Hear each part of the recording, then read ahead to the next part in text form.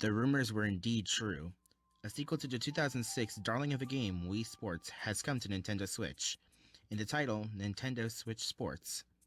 However, on reveal, people were less than thrilled. This was not the Wii Sports they wanted. I, however, was excited.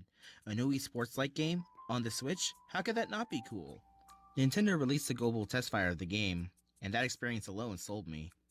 It was so much fun and addictive, and the gameplay was on point. On that day, May 9th, I walked over to my local GameStop and purchased a physical version of the game for $50, and I enjoyed the game upon release and still enjoy it to this day. Content creators made their quick little videos about it and then abandoned the game, like leeches that sucked the game dry. The discourse of the game was gone in the blink of an eye, and now, multiple months later, talk of this game has dwindled to almost nothing. But why? One of the best-selling games in the world gets a successor, and nobody cares after a week? How did a first-party Nintendo game have as much staying power as a modern internet meme? Well, today, I aim to analyze this game and pick apart any merits and shortcomings it has. This is Nintendo Switch Sports. You select the game and it opens.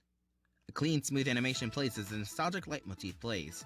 The main menu then appears with 3 options. However, these options are, well, a lie. Mostly. See, I'm a completionist by nature, meaning I'll do almost anything for any kind of reward. Be it an item or an icon, cosmetic or functional, I will play to triumph in most cases.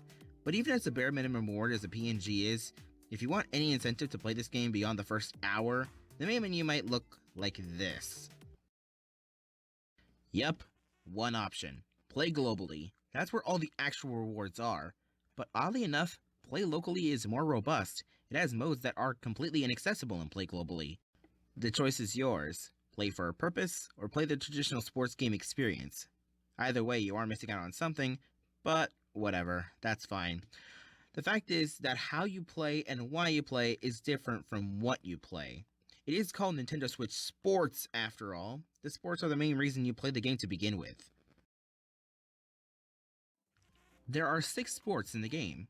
Well, technically 7, but we are counting the number of sports icons on the box. 3 new and 3 returning. So let's start with a classic. Tennis. In tennis, you can play with a friend, or just a hologram of yourself in doubles matches. Locally, you can play single matches, best of 3, or best of 5. Online, you can play only tiebreaker matches. It's a classic. You swing the Joy-Con to swing a tennis racket, however, swinging rapidly won't work. You'll have to be mindful of the direction you are swinging and when you are swinging. Right to left to right, early or late, character positioning, all factors come into consideration. Even the tennis courts influence ball speed and bounce. However, it is unfortunate that you can't choose the type of court from any sort of menu. That would have been nice, because I would love to explore the metas of each court and practice on each of them. Tennis is tennis. It has some depth, but let's look at something new. Singles time in badminton. It's a simple first to 5 points win. At first glance, it seems pretty similar to tennis. Rackets, net, back and forth, angst, it's all there. But actually, badminton is a tense mind game tennis. Your goal is to have the birdie land on the opponent's side. Your strategy is to fake out the player by keeping the heat on.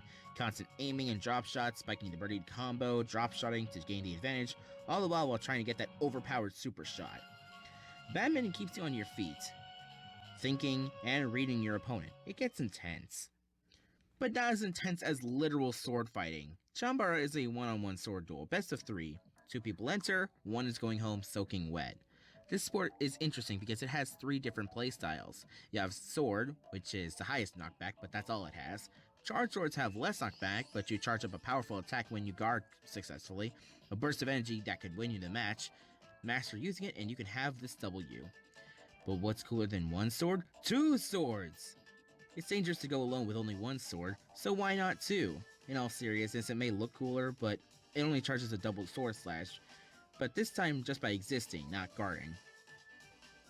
However, having 2 swords may fake out your opponent, and that's what Chambara is, mind games. You need to swing precisely to get past your guard, or fool your opponent into stunning themselves so you can get some combo attacks and knock them off the edge. It's more so precision in mind games than brute strength. With precision comes order, and volleyball is the most orderly sport in the game. It's surprisingly rigid, requiring exactly 4 people. The ball has to be hit in a specific order. Bump by swinging from low to high, set by swinging up from high, and spike by swinging down from high. It's the same pattern, which isn't bad, but means there isn't a lot of meta or strategy in the game. Sure, quick spikes are cool and blocking requires reading your opponent, but aside from that, nothing. It's a rhythm and pattern based sport. While volleyball is a team sport, bowling is a free-for-all. Bowling is probably the most interesting sport, not the most challenging or in-depth. I mean, you roll the ball knocks down pins, but definitely the most interesting. It has a special mode called Special Bowling. It's bowling, but with walls and bumpers and spinners. At some points, it looks more like a pinball table than a bowling alley. You have to aim, time your throw, adjust your angle, and spin just right to get the pins to get a high score. The online mode Survival Bowling is really interesting as well because you play against 16 people elimination style at once, all trying to go for the top. Survival Bowling is a really cool concept but very unforgiving. Really, the test of Survival Bowling is bowling all spares or at least 2 strikes in round 1 to make it to round 2. Survival Bowling is a new take, but it is the old Wii bowling at heart. Soccer is just a whole new sport from its real-life counterpart, and is the most complicated sport in this whole package. For one, you play against 8 people at once in 4v4, or 1-on-1 in 1v1 soccer duel. You even have a free play mode, which is great because it gives you an open area to learn the controls. This sport's the only one that requires 2 Joy-Cons to play. You move with the right joystick, dash with DL, change the camera with the right joystick, jump with B, and call for a pass with A. But of course, soccer is about kicking the ball, and you have to kick by swinging in a specific direction. Kicking left or kicking right, high kick or low kick. By holding ZR, you can pass to a teammate. And finally, you can perform a diving header by swinging both Joy-Cons down at the same time. But I haven't even gotten to the game yet. The game consists of trying to get the ball into the opponent's goal more times than them to win. However, this is no FIFA or Mario Strikers. Many people have said that this is basically human Rocket League. I don't know personally since I never played Rocket League, so I'll just say it's soccer, but only in spirit. Most of the time you're dashing toward the ball using up your stamina gauge, which has a striking resemblance to the Breath of the Wild stamina gauge. It depletes just as fast, as running or diving headers uses stamina, slowing you back down to walking speed. You can still do headers, but that lowers your stamina into the negatives, meaning you have to wait longer to recover. The winning strategy, as boring as it sounds, is just to score 1 goal, then wait out the timer and defend for 3 minutes. If both sides are tied up at 3 minutes, the game goes into extra time. The goals open up more, the next goal wins. If neither team makes a goal in another 3 minutes, the game ends in a draw. If one team scores 2 goals over the other team, a golden ball, worth double points, spawns in to give the losing team a fighting chance. However, if the winning team scores with a golden ball, there are 4 goals ahead. And therefore, the game ends in a knockout. This game usually has you collaborating with team members to set up shots, but there's usually a goalkeeper and a mosh pit around the ball. The potential is good for an in-depth game like soccer. And then there's the only leg strike compatible game mode right out of the box, Shootout Mode. It's kinda bad.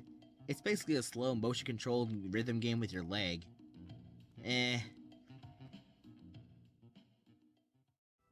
So that's all the sports. Overall, all of them have a bit of skill and strategy to help you win, but of course, you need a reason to play the sport and get good at it. However, you'll soon come to realize that if you want a reason to play these sports, you'll have to go play globally. The full game is locked behind a Nintendo Switch Online or NSO subscription. I feel bad for the parents who bought this game, and then realized you had to pay more to play the game and earn rewards.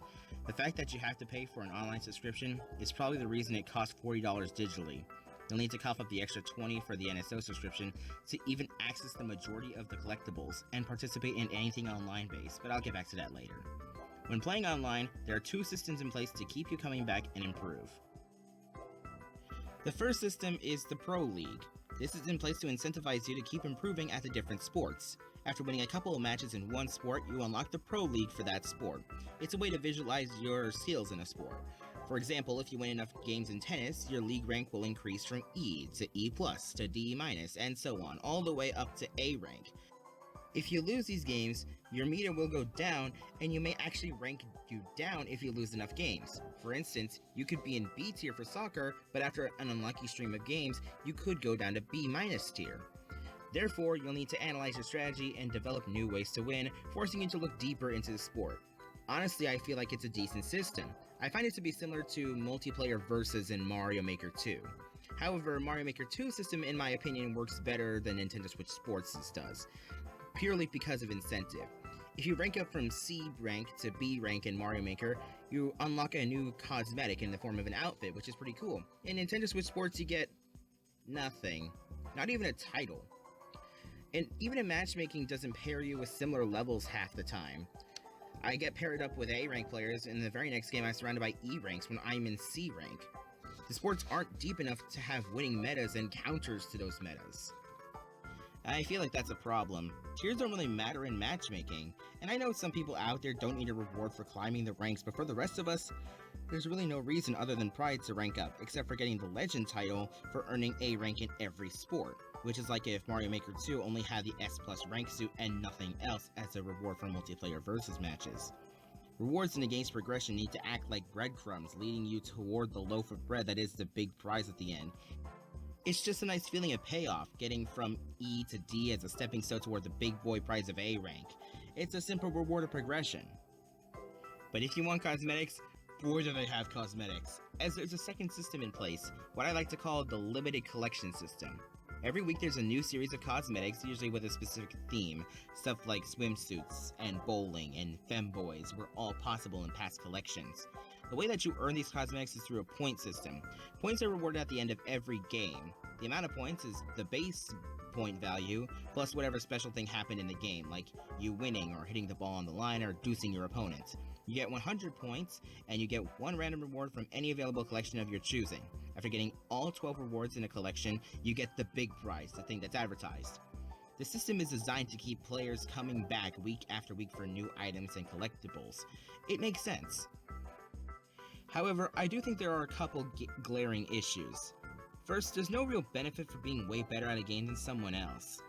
I could win a game of badminton 5-0, and get less points than if I just let the game drag out to a deuce and then win. And for the record, if you want points, there is no reason to play any other sport besides bowling. If you do well in bowling, you can easily earn close to 100 points for winning a game, and the base total for bowling is 40, as opposed to 30 for every other sport. Granted, bowling is a staple sport, but that's no excuse. It's just better numbers to be a true bowler. The second thing is the fact that it's behind a paywall known as Nintendo Switch Online. Without Nintendo Switch Online, you basically get a trial version. You play against the computers, and you can get points, but you can only use those points to get 2 collectibles out of a collection with no chance to get more without NSO.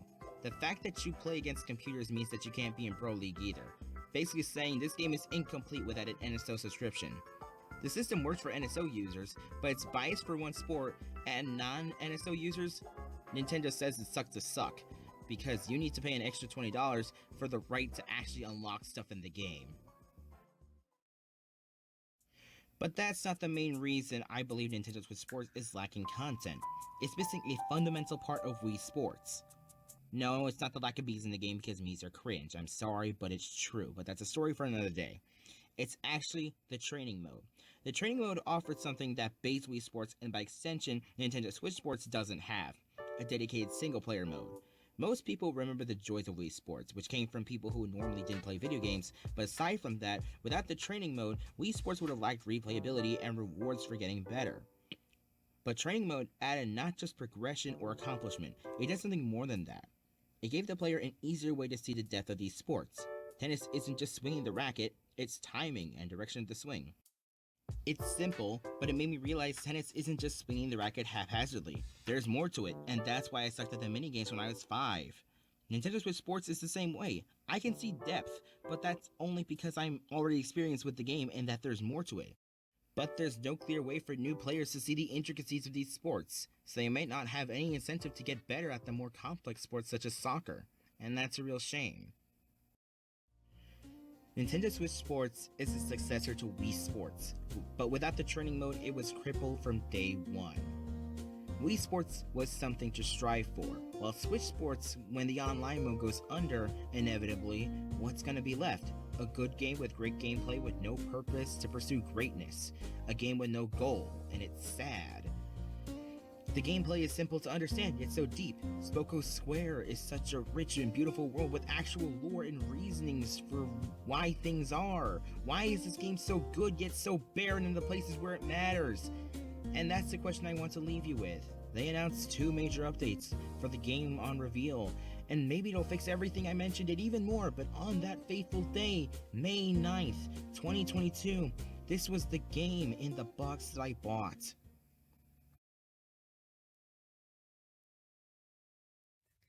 Yeah, so that never happened.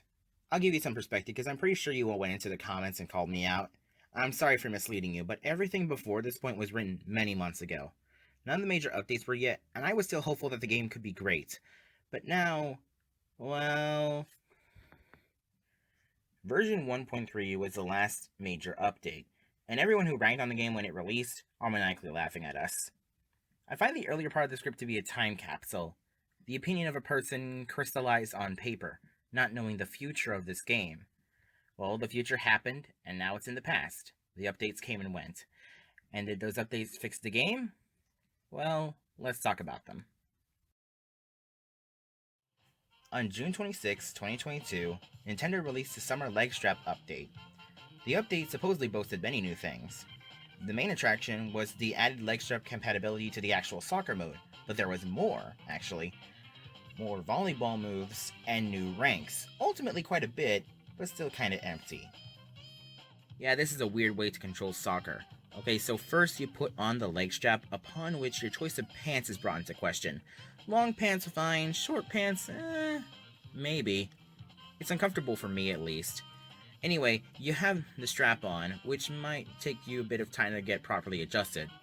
Now, let me explain how this mode works. You automatically move toward the ball and you quote-unquote lightly kick to kick the ball, which I guess makes sense, but in this mode, you can't change the direction of your kick. You can only kick straight, and also you can't dive in this mode, so your kicks are stronger to compensate.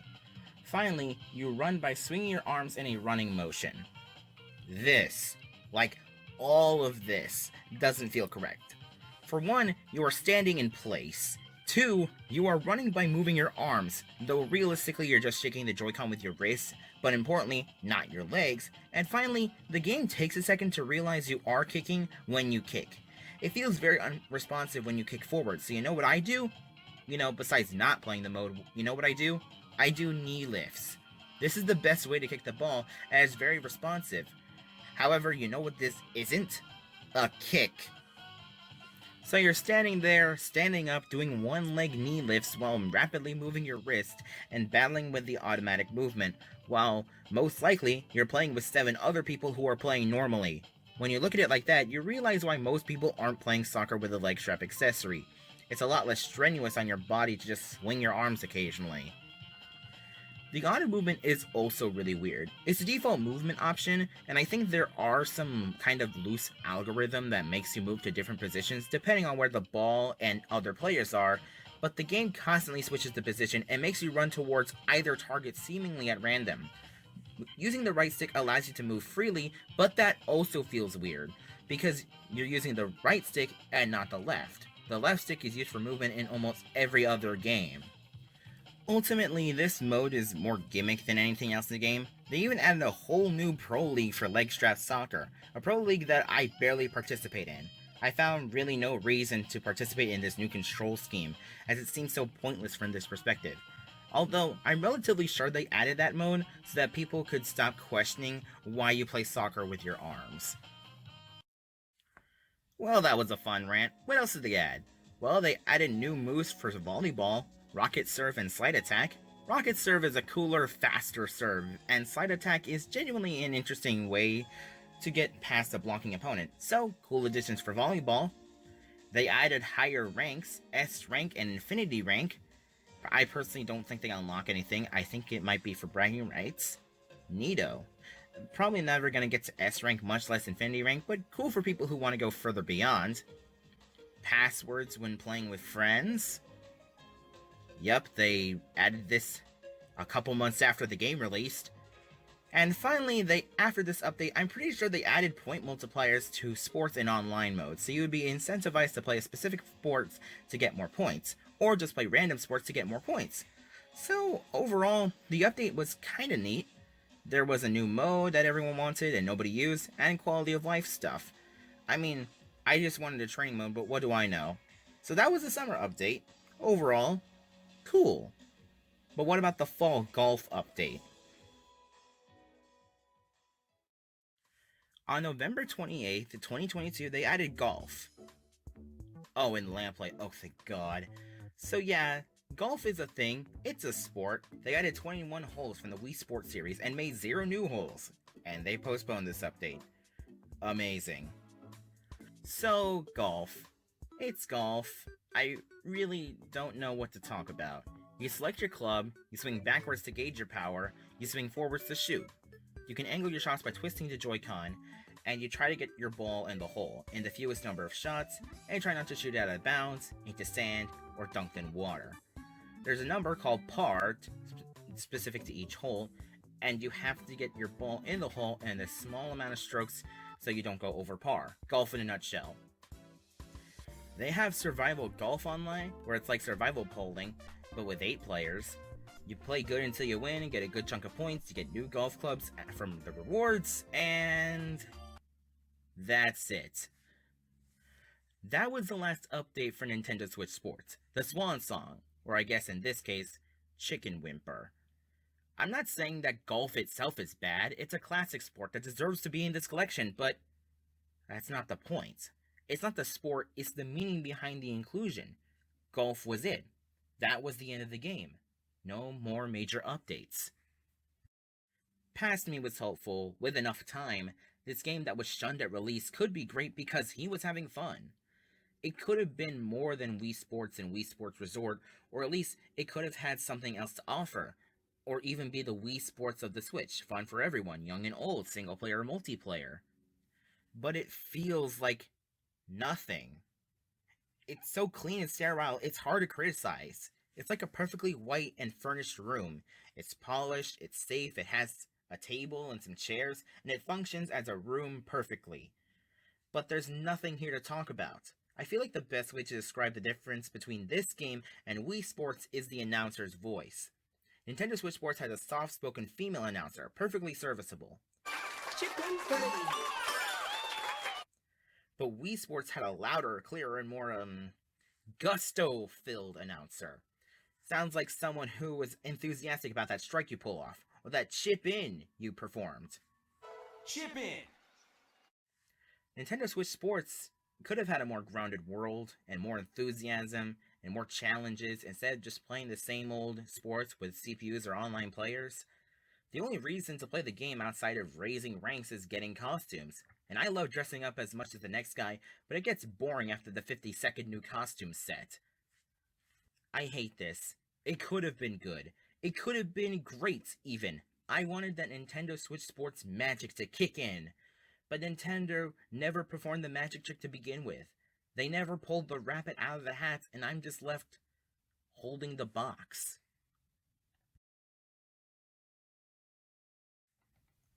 Okay, I'm sorry, I wasn't planning on this. This is probably my retribution for taking so long to make this video.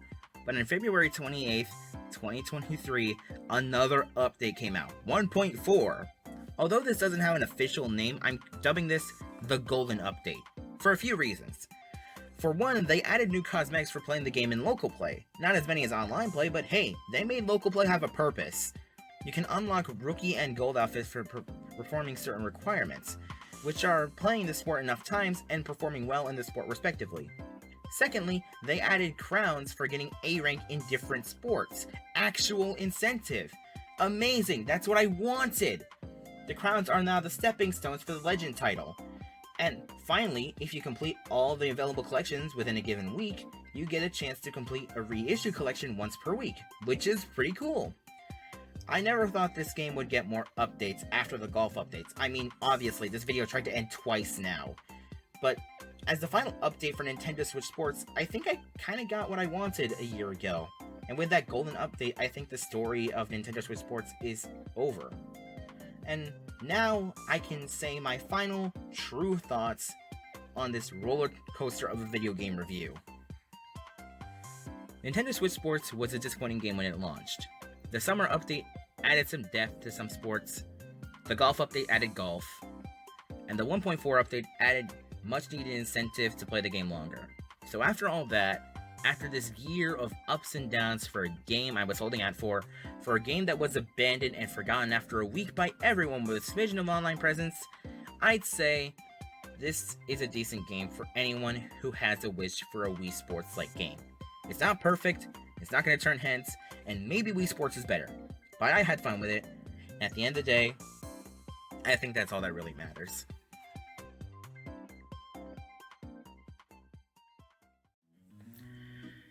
Jeez, this game was purgatory. I mean, making the video was purgatory in and of itself, considering how long it took for me to make this video. Considering I wrote a lot of this stuff in different chunks, it's kind of weird how I was basically just trying to make a video that was worth it. I mean, imagine if I made the video, like, a couple months ago, and then a couple months later I released an update video, and then another update video, etc, etc, etc.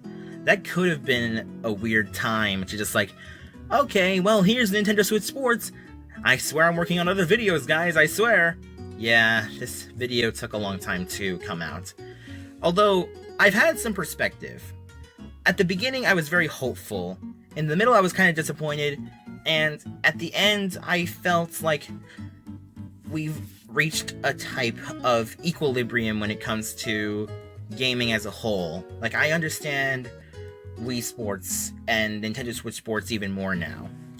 I wanted to add in one thing that I just decided that I forgot, that I had another epiphany after I was done writing the script and recording the audio. Basically, I kind of was thinking about like audiences for games. And I always loved Nintendo Switch Sport. I always loved, Wii Sports for being, well, the game that everyone remembered being on the Wii. It was how people were introduced to the motion controls, how people who weren't even gamers were able to play Wii Sports. But I also realized after a while there was something really cool about that. I learned that I thought about the audience for Nintendo, not Wii Sports. I keep mixing them up. Yeesh. Wii Sports was made with families in mind, and Nintendo Switch Sports has the same audience. It's just that the people are criticizing Nintendo Switch Sports for not being Wii Sports because at the time that Wii Sports released, they were probably like, I don't know, 7, 10, somewhere around that age, and that's where they started gaming. I'm starting to realize that when you pay attention to video game reviewers, you gotta remember the age at which they were born in, because that will influence what games they're into and what games they grew up with and therefore have nostalgia for. I'm planning on talking about nostalgia in a different video way down the line, but I want to focus on gaming nostalgia and how it feels to go back to games and how to talk about games that you haven't played in a while. And I feel like that's a big thing that I've always wanted to do, because I feel like Nintendo games and games as a whole and gamers and reviewers as a whole need to keep that in mind. Not only the reviewers need to keep that in mind when they're talking about newer games, not only about that, but you also need to realize that this game that you're talking about is most likely going to be especially a new game, is going to be the first game of somebody. That person will watch your review and realize, wait, I thought everyone loved this game, people don't like it? And then they'll grow up and they'll talk about this game that you hated, but they grew up with and love. And that's a big deal for me. I want to try and create reviews and I want to create reviews for games that focus more on the aspect of trying to be objective and look at it through a child's perspective of a person who just, this is their first game and I'm having fun and therefore it's a good game. If a game can elicit a good response, I feel like that's the best thing that a game can do. It doesn't have to have an amazing story. It doesn't have to have like the best graphics. I just think that if you can have fun playing this game, then I think the game did its job. And that's how I feel about Nintendo Switch Sports. I had fun playing the game, I had fun reviewing it, I had fun talking about it, but I guess it's time to move on to something else. So, thank you all for watching, and I'll see you all in a few months. Bye!